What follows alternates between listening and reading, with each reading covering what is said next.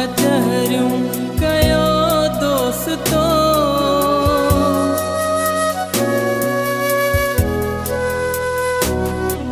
असां सां कचहरियूं कयो दोस्तो, हलिया वेंदासीं ओचितो ओचितो। असां सां कचहरियूं कयो दोस्तो, हलिया वेंदासीं ओचितो ओचितो। असां सां कचहरियूं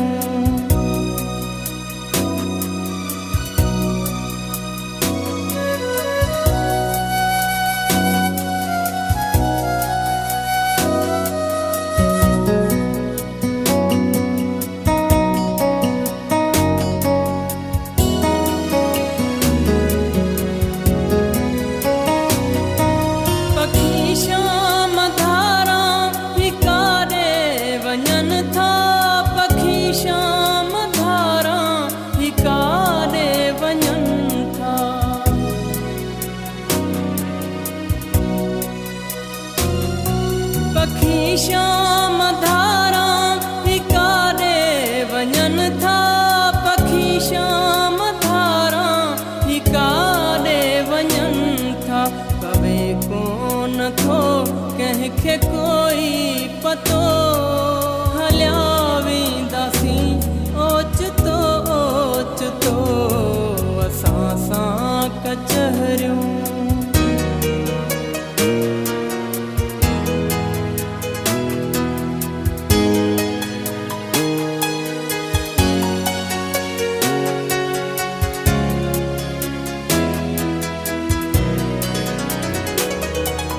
अखियुनि में रहनि थियूं उदासीअ जूं शामूं। अखियुनि में रहनि थियूं उदासीअ जूं शामूं।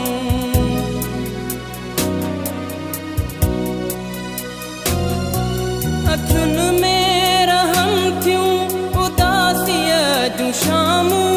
अखियुनि में रहनि थियूं उदासीअ जूं शामूं।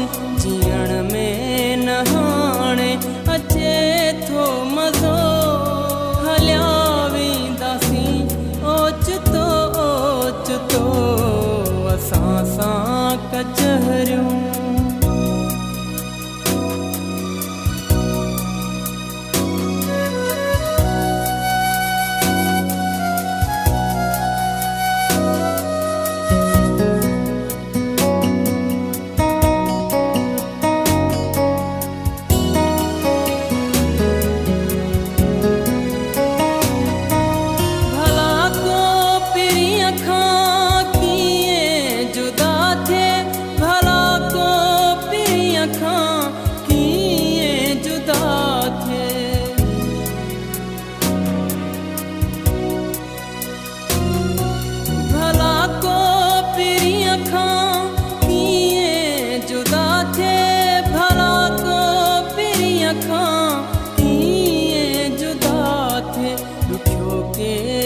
उस्ताद आमर हलो, हलिया वेंदासीं ओचितो ओचितो।